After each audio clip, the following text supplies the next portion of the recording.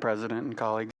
Again, I have to reiterate the importance of our apprenticeship programs, not union, not non-union, apprenticeship programs, period. In the trades, I don't care who you are, the apprentices are your future workforce, and it's a necessary part of what you're doing. Going to school was great. I learned plenty in school, but where I really learned was on the job with journeyman electricians that knew what they were doing and showed you how to do the job.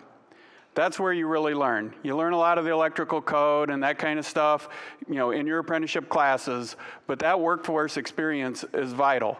And I know, being involved in IEDA and Greater Dubuque Development, all these different groups, that workforce is such a huge issue in this state. And, we continually keep trying to chip away at protections for that workforce. I'm telling you, I've seen plenty of jobs where there's absolutely no requirements. It's the wild, wild west, where there's like one car, maybe two, on the whole job site with Iowa license plates.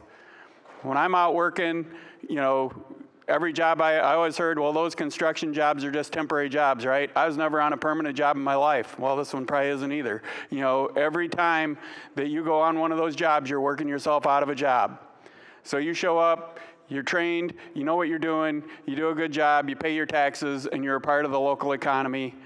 I think that this amendment, as everyone keeps saying, being rushed through and not vetted with all the different groups, is a problem. I think it's a big problem that, there may be conflicts with some federal funding. There may be conflicts with lots of things that we're not even thinking of once it gets, once we get a chance to look into it more, and we're not getting that opportunity. So again, I urge everyone to vote against this amendment.